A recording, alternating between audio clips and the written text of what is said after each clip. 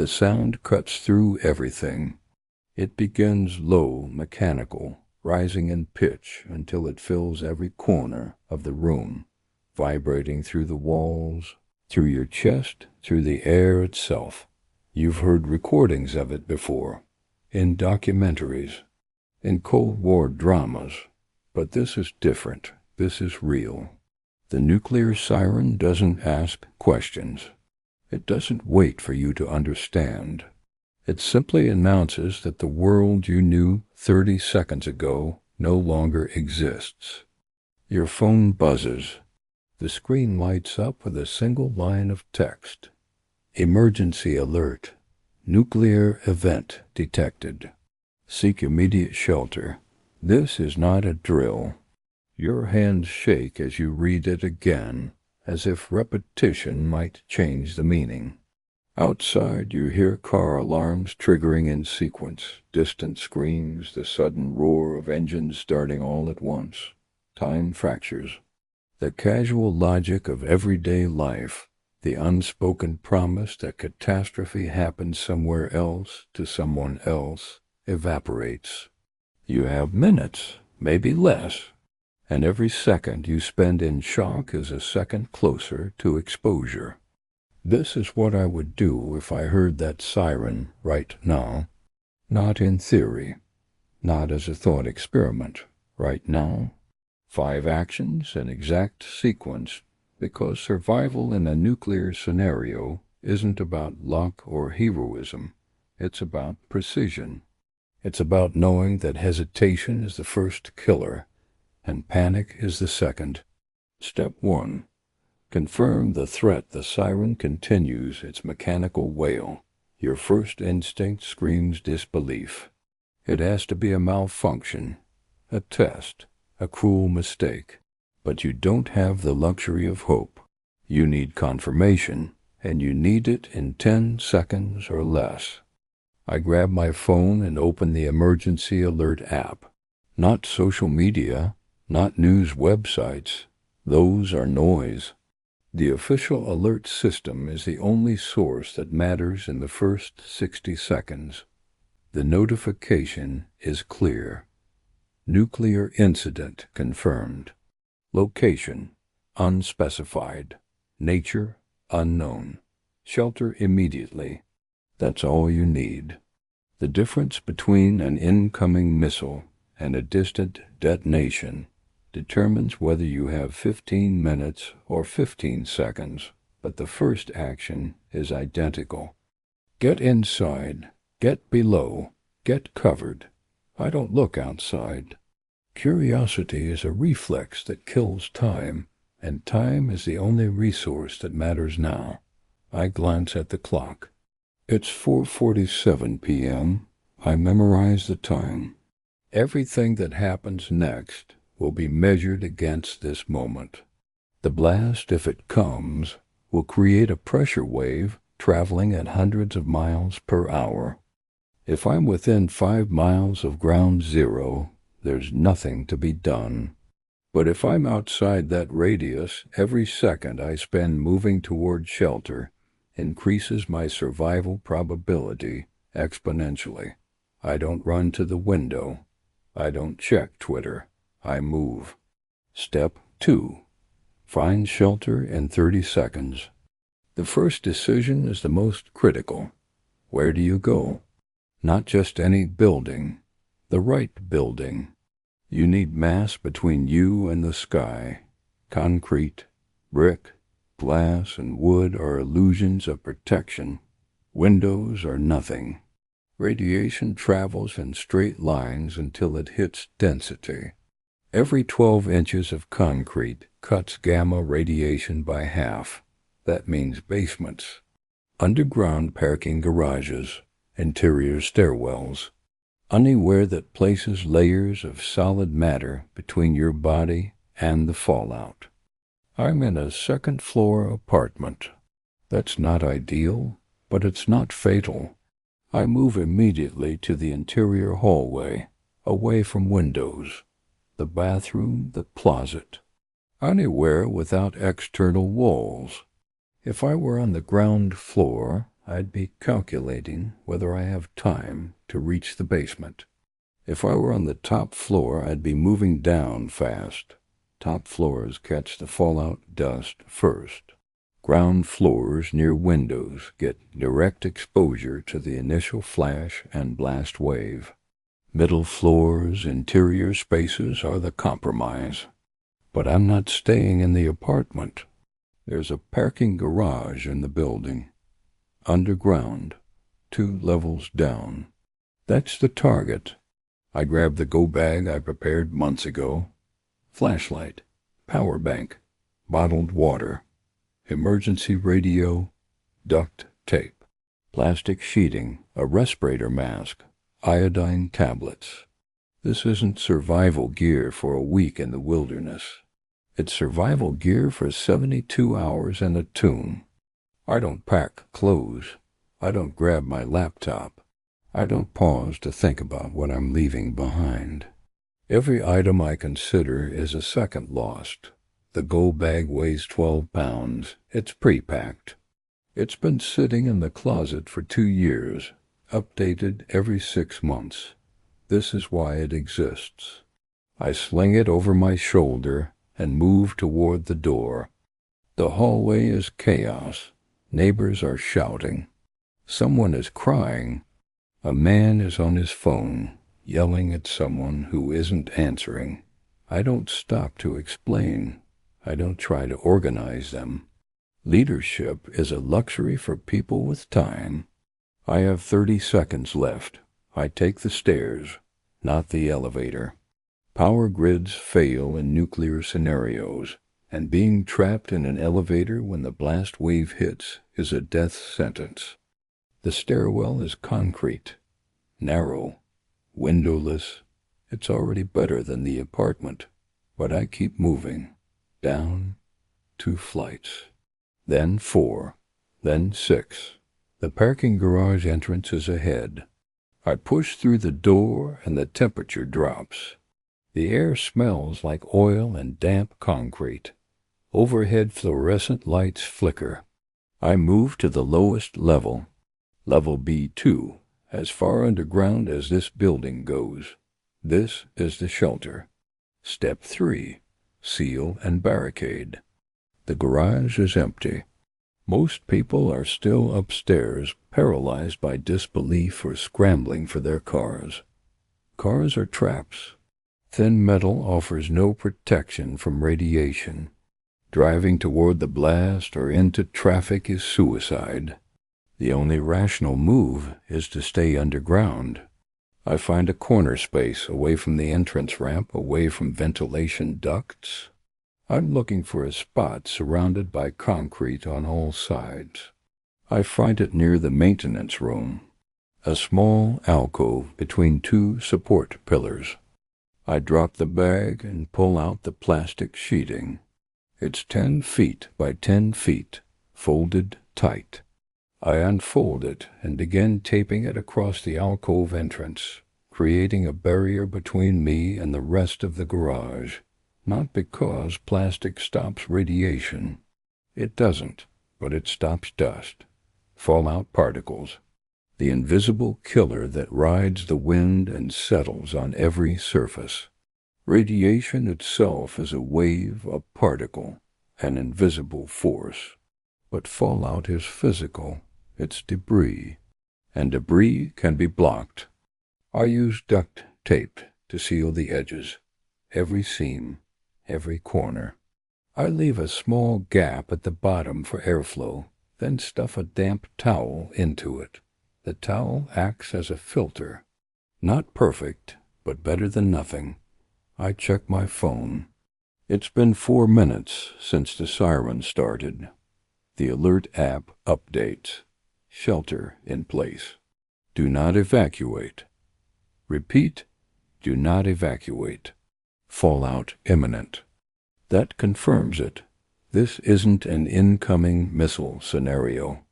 This is post-detonation. Somewhere a warhead has already detonated. The blast has already happened. The fireball has already consumed everything within its radius. Now comes the fallout. The radioactive particles lifted into the atmosphere carried by wind, descending slowly over hours and days. This is the part that kills the most people, not the blast, not the heat, the dust. I pull out the respirator mask and set it beside me. I won't need it yet, but it needs to be within reach. I check the emergency radio. It's a hand-crank model, no batteries required. I turn it on and scan through the frequencies. Static, static, then a voice, automated, calm. This is the emergency broadcast system. A nuclear detonation has occurred. Location, approximately 40 miles northwest. All residents within a 60-mile radius must shelter in place immediately. Do not go outside. Do not attempt to evacuate. Repeat, do not go outside. 40 miles. That's far enough that the blast wave didn't reach here, but close enough that the fallout will. Wind speed matters now. Wind direction matters. If the wind is blowing southeast, I'm in the path. If it's blowing northeast, I have more time. The broadcast doesn't specify. I set the radio down and focus on the next task, waiting. Step 4. Survive the first 24 hours. The hardest part begins now, the part where you do nothing. The human brain is wired for action, fight or flight. But in a nuclear scenario, survival is neither. It's stillness. It's patience. It's resisting every instinct that tells you to move, to check, to see. The first 24 hours after a nuclear detonation are the most lethal. Radiation levels outside are peaking. Gamma rays, beta particles, alpha particles, invisible, tasteless, odorless. They pass through walls, through floors, through skin, but they decay, fast, exponentially. In the first 7 hours, radiation levels drop to 1/10 of their initial intensity. After 48 hours, they drop to 1%. After 2 weeks, they're manageable. That's the math of survival. Every hour you stay sheltered multiplies your odds. Every minute you spend outside in the first day subtracts years from your life. I sit in the alcove and take inventory. 3 bottles of water, 2 energy bars, a first aid kit, the iodine tablets. I take 1 tablet now, potassium iodide. It saturates the thyroid gland, preventing it from absorbing radioactive iodine from the fallout. It's not a cure. It's not a shield. It's a single specific defense against a single specific threat. But it's something. The garage is silent now. The fluorescent lights have gone out. Either the power grid has failed or someone cut the breakers. It doesn't matter. I have the flashlight. I don't turn it on. Not yet. I sit in the darkness and listen. Footsteps above. Muffled voices. The distant sound of something collapsing. I don't know what. I don't investigate. My job is to stay here. To stay still. To stay alive. The phone still has signal. Barely text messages are flooding in. Friends, family, are you okay? Where are you? What's happening? I don't respond. Not because I don't care, but because the phone battery is finite and communication is a luxury I can't afford. I turn the phone to airplane mode and set it aside. The radio is my only link to information now. At the 2-hour mark, the broadcast updates. Fallout has begun to descend in the following areas, a list of zip codes. Mine is on it.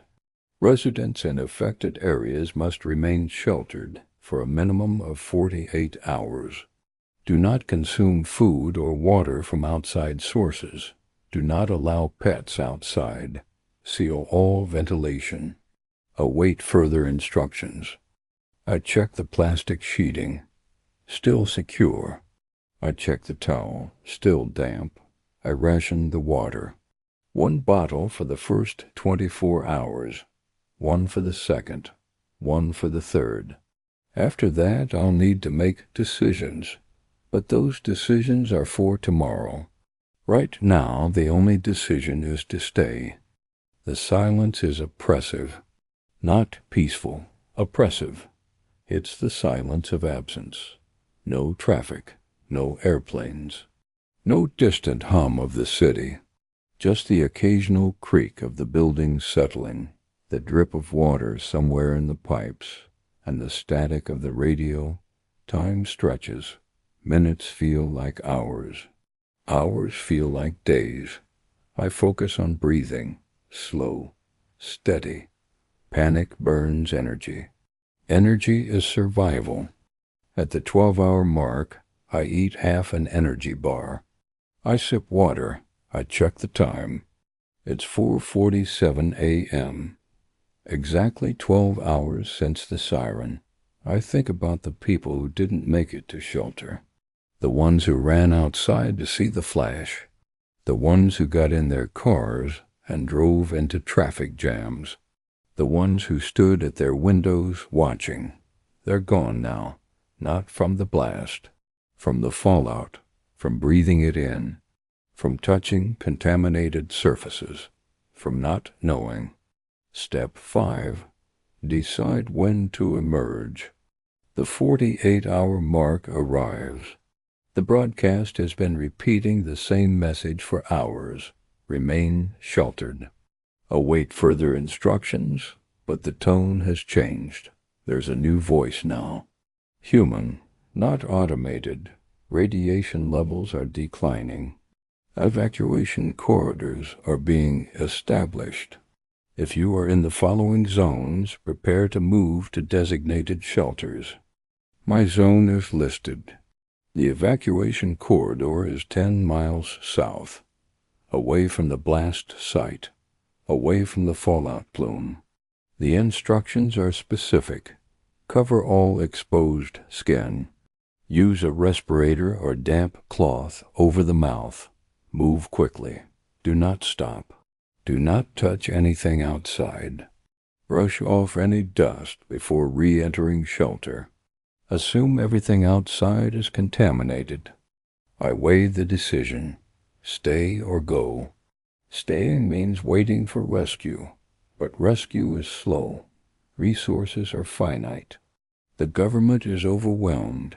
The military is stretched thin. Help might come in days or weeks or never. Going means risking exposure. But it also means reaching a facility with medical care, food, water, and radiation monitoring. It means knowing my exposure level. It means treatment if I need it. I choose to go, but not yet. Not at the 48-hour mark. I wait until the 72nd hour, 3 full days. The extra day cuts radiation levels even further. From 1% to a fraction of a percent. It's still not safe, but it's survivable. I prepare. I layer clothing, long sleeves, gloves, a hood. I put on the respirator mask. I seal the go bag. I leave the plastic sheeting behind. It's done its job. I step out of the alcove. The garage is darker than I remember. The emergency lights have died. I use the flashlight. The beam cuts through the dust hanging in the air. I move toward the exit ramp, slowly, carefully. I'm listening for sounds, voices, movement, anything that indicates others are still here. I hear nothing. The ramp leads up, toward the surface, toward the outside. I pause at the top. The door is cracked open. Daylight filters through. Not bright, muted, gray. I push the door wider and step into the street. The world looks almost normal. The buildings are still standing. The cars are still parked, but everything is covered in a fine gray dust. It coats the windshields, the sidewalks, the trees. The air smells like ash and metal. I don't touch anything. I move south, following the evacuation route. The streets are empty.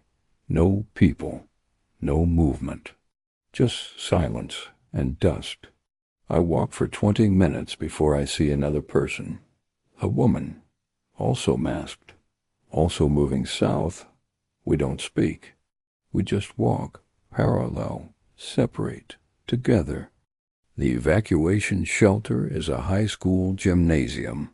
National Guard soldiers are stationed at the entrance. They scan each person with a Geiger counter, checking for contamination.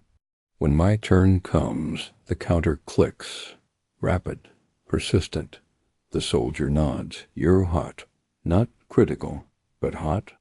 Decon tent is on the left. I follow the signs. The decontamination tent is a makeshift structure. Plastic walls, chemical showers. I strip. I shower. I scrub. The water runs gray, then brown, then clear. When I step out, they give me clean clothes, a wristband, a number. You'll be monitored for the next 2 weeks. Report any symptoms, nausea, vomiting, hair loss, anything. Inside the gymnasium, hundreds of people sit on cots, waiting. Some are crying, some are silent, some are staring at nothing. The loudspeaker announces updates every hour. Casualty estimates, radiation maps, recovery efforts. The numbers are staggering. But numbers lose meaning after a certain point. They become abstract, distant, unreal. I find an empty cot. I sit. I close my eyes. The siren is gone. The sound that divided the world into before and after has stopped, but it still echoes in my head, in my chest. In the silence between heartbeats, it will always echo. Because survival isn't about forgetting.